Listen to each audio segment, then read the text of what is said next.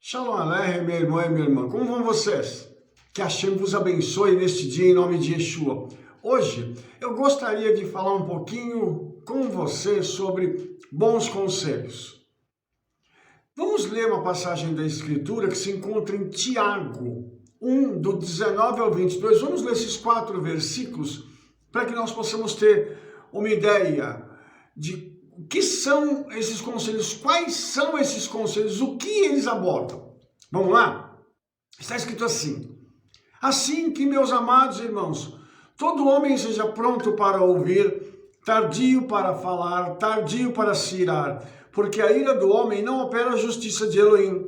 Pelo que, rejeitando toda a imundícia e superfluidade de malícia, recebei com mansidão a palavra em voz enxertada, a qual pode salvar as vossas almas, e sede cumpridores da palavra, e não somente ouvintes, enganando-vos com falsos discursos. Bem, vamos então agora falar um pouquinho sobre prontos para ouvir. Essa é uma das 3 coisas que a gente vai tratar agora. Primeiro, o que a gente tem dentro do judaísmo que ajuda a gente a entender esse tipo de coisa? Tem uma frase que é muito bacana que eu quero falar com você agora. Ela diz assim: quando há pessoas com quem possamos aprender, de todos, sempre podemos aprender, o instante é de calar e ouvir, absorvendo cada palavra para que penetre em nossa mente e não nos faça esquecer. Então, a tradição judaica ela fala uma coisa muito interessante sobre isso, para a gente, quando tiver alguém que seja capacitado mais do que nós devemos parar para ouvir. Hillel, um dos nossos sábios, disse o seguinte: quando os eruditos não estiverem ensinando Torá ao povo, você deve disseminar Torá. Quando os eruditos disseminam a Torá, você deve permanecer recatadamente no fundo da sala, de modo a não competir com eles. Está em Berachot 63a, no Talmud. O que significam essas palavras? Essas palavras nos mostram, amados, que quando nós estivermos numa aula, numa ministração, uma drachá, o ensino que está sendo trazido, qual deve ser a nossa posição? Permanecermos em silêncio, absorvendo cada palavra, para que nós não atrapalhemos a pessoa que está falando, não a interrompamos. Quando você estiver num estudo, um exemplo, um estudo da Torá, alguém está ministrando aquela porção da Torá. Geralmente, quando nós fazemos isso, sempre há oportunidade de serem feitas perguntas. Mas qual que é o nosso pedido? Que essas perguntas sejam pertinentes, ou seja, que elas estejam de acordo com o contexto daquilo que está sendo ministrado. Uma coisa horrível é quando você está ministrando algo, alguém faz uma pergunta que está fora daquele contexto. E a maioria dos professores, dos rabinos, dos mestres, educadamente vai e responde aquela pergunta, mas nem sempre consegue voltar para o assunto que estava sendo tratado anteriormente. Uma outra coisa que é preciso também dizer aqui: quando você deseja fazer um comentário, um adendo ao que está sendo ensinado, ao que está sendo falado, que o seu comentário seja breve e também pertinente. Porque não adianta ficar dando uma volta para cá, outra volta para lá, e fala, e parece que a pessoa ela quer ensinar ao professor. E isso é horrível também. Então, os nossos sábios nos ensinam a termos essa postura. Vamos parar para ouvir. Vamos parar para absorver a sabedoria que outros têm para nos passar. Olha só que coisa interessante. Se você deseja entrar nos assuntos das vantagens, do que é melhor ouvir do que falar, aqui está algo para pensar. Eu quero falar algumas coisas, quero citar para você 3 versículos agora, te mostrando que é mais vantajoso calar a boquinha e ouvir do que falar, ok? O primeiro está em Mishlei 17:28, que é o livro de Provérbios.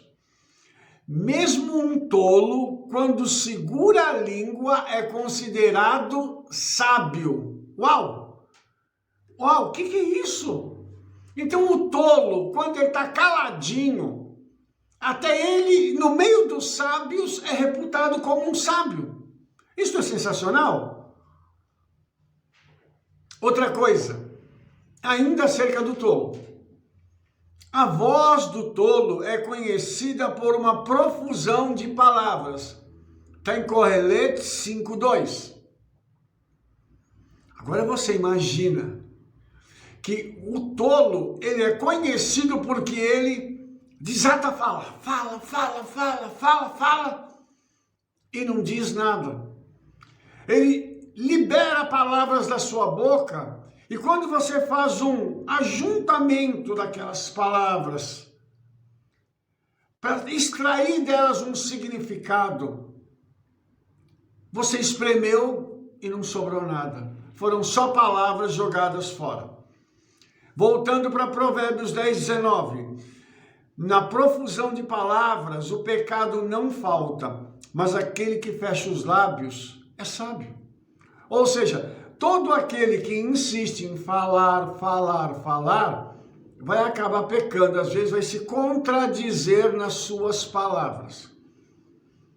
Mas aquele que fala pouco, fecha a sua boca, fala aquilo que é necessário e na hora certa, esse é um sábio. Então, vamos tomar cuidado com aquilo que a gente fala, com a forma como nós falamos, o tempo que nós falamos e como nós usamos as nossas palavras, porque Yeshua disse que nós seríamos julgados inclusive pelas nossas palavras. Isso é uma coisa séria, tá? Continuando o livro de Coelete, ele diz assim: para tudo há um tempo e um tempo para cada propósito sob os céus. Um tempo de manter o silêncio e um tempo de falar. Interessante que Salomão, com toda a sua sabedoria, entendeu que existem momentos em que nós devemos parar de falar, ficarmos em silêncio no que diz respeito a determinadas questões. Mas existem momentos em que a nossa fala se faz necessária. É necessário que nós nos manifestemos, é necessário que nós digamos aquilo que é fundamental para esclarecer alguma questão, para elucidar um problema, para ajudar alguém. Shimon ben Gamliel disse o seguinte: toda a minha vida eu cresci entre os sábios e não encontrei nada que fosse melhor para o meu bem-estar físico que o silêncio. Aquele que fala muito provoca o pecado. Isso está na Ética dos Pais, capítulo 1, versículo 17. Entendeu? O que é bom para a nossa saúde? Ouvir as palavras dos sábios. Meditar naquelas palavras, vivenciar aquelas palavras. Já o falador, ele acaba pecando. Por quê? Porque o falador, ele precisa se expor, ele precisa marcar o seu território. Como é que alguém marca o território? Falando. A pessoa vai se impor através das suas palavras. A pessoa vai querer demonstrar para outros que ele tem conhecimento, que ele sabe. Mesmo que ele esteja dizendo uma besteira, ele faz questão de marcar o seu território e abrir a sua boca naquele momento.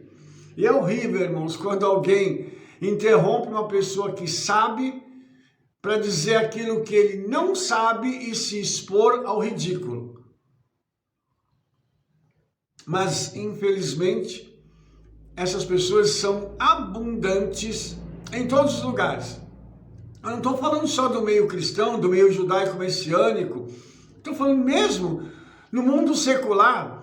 As pessoas que não são especialistas em nada, são genéricos, acabam querendo dar opinião para aqueles que são especialistas. Isso é uma coisa horrível também, irmãos. Nós adentramos numa cultura em que existem poucas pessoas hoje que são expoentes verdadeiros, que são capazes de influenciar o mundo. Por quê? Porque as pessoas hoje têm muita informação e pouco conhecimento. Quando você testa o conhecimento de alguém, aquela pessoa acaba não correspondendo. Porque aquilo não é conhecimento, é informação. Porque quem tem conhecimento não se abala diante de nada nem de ninguém. Shammai, nesse mesmo livro A Ética dos Pais, ele diz o seguinte: fale pouco e faça muito. O sábio, irmãos, ele tem uma característica muito interessante. Ele produz, a produção dele é muito grande. Suas palavras são diminutas, mas o que ele fala mais do que as suas próprias palavras. Isso é muito, muito propício para nós em nossos dias. Hoje nós temos ao contrário, pessoas que falam muito e produzem pouco. Nas redes sociais nós vemos isso. No Facebook, no Instagram, no próprio WhatsApp, dentro daqueles grupos, né? Tem sempre gente que sabe tudo. Só que quando você pega aquele conhecimento e vai colocar o conhecimento à prova, não sabe nada. Então isso é muito comum, irmãos. Pessoas genéricas, pessoas que não pararam para estudar, não se dedicam aos estudos. Eles pegam uma informação aqui, pegam outra, me dá isso aqui é bom para mim, eu vou usar uma hora. É assim que funciona. Rabi Akiva disse uma outra coisa muito interessante. Uma cerca para a sabedoria é o silêncio. O sábio usa o silêncio como uma cerca demarcatória. Ele sabe que ele pode falar até um determinado momento e dali por diante, o que ele faz? Ele se cala. E ele faz isso por quê? Porque ele é sábio. Aí a tradição continua, agora no Talmud, dizendo o seguinte: uma palavra por uma selá, por uma moeda. Silêncio para duas. Você ganha mais ficando em silêncio do que falando, em determinadas ocasiões. Aí, o Talmud continua dizendo: o silêncio é bom para todas as aflições. Quando uma pessoa está aflita, quando uma pessoa está com o seu coração agitado, aquele monte de coisa, sabe o que ela deve fazer?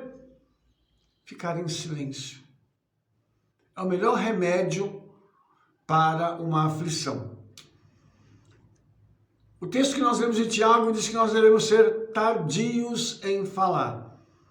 Rabi Shimon, filho de Rabban Gamliel, disse o seguinte: novamente, toda a minha vida cresci entre os sábios e jamais encontrei algo melhor para uma pessoa que o silêncio. Isso é interessante. Por quê? Porque tem um ditado que diz o seguinte: se você não tem nada de bom para dizer, então fique calado. Mas as pessoas insistem em querer falar. Há uma insistência de que as pessoas abram os seus lábios para falarem. Independente do conselho dos sábios, independente de que a pessoa, se ela não tem nada de bom para dizer, é melhor ficar calada. Então a pessoa diz coisas que não são boas, só para dizer que ela participou de algo. É horrível, irmãos. Maimônides, continuando, Maimônides, lá no seu comentário no Pirkei Avot, na Ética dos Pais, ele levanta algumas questões e ele diz que existem 5 categorias de discurso. O discurso que é associado a uma mitzvah, um mandamento, que é a drashá, que é a interpretação que nós fazemos das Escrituras. Tem um discurso que nós devemos ter o cuidado de evitar, quando a gente for falar mal de alguém. Quando nós formos pronunciar palavras de baixo calão, ou coisas que são ofensivas a outra pessoa. Também aquele discurso que é repulsivo ou degrada. Quando nós vamos falar de uma pessoa, humilhando aquela pessoa, com o intuito de expor a vida daquela pessoa, ou de alguma empresa. Tem que tomar cuidado com esse discurso. Uma outra coisa, um outro tipo de discurso, o discurso que expressa amor. Esse discurso ele é permitido e é necessário que nós usemos esse discurso, ainda mais nos dias de hoje, com mais frequência. Por quê? Porque o amor está esfriando. As pessoas hoje se importam somente consigo mesmos. Aquele chavão, da Torá, ama o teu próximo como a ti mesmo, nós estamos em falta disso. Não só do discurso, mas da prática. Só que a boca fala do que está cheio o coração. É bom falar de amor quando a gente está com o coração cheio de amor. E finalmente, aquele discurso que é permitido, que é o discurso que vai trazer edificação e vai trazer crescimento para outras pessoas. Esses discursos nós precisamos então fazê-lo também com mais frequência. Continuando aquilo que Tiago nos diz, nos aconselha, nós devemos ser tardios em nos irarmos. Por quê? Porque Rabi Abba Anan disse o seguinte: a aparente falta de reação divina à profanação do Santo dos Santos por parte de Tito é indicativo daquilo que diz o versículo lá em Salmo 89:9. Quem se compara a ti, que és forte? O versículo deveria ser interpretado como dizendo: quem é como tu, forte em seu comedimento, se segurando, e duro de se irar, pois escutas os insultos e blasfêmias daquele homem perverso e tu estás em silêncio. O Eterno, ele segura a sua ira, ele refreia a sua ira, a sua raiva, até o ponto máximo. Nós devemos ser assim, nós devemos tomar cuidado com a nossa ira. Existem pessoas que nós chamamos de pavio curto, e essas pessoas têm uma facilidade muito grande em se irar e explodir.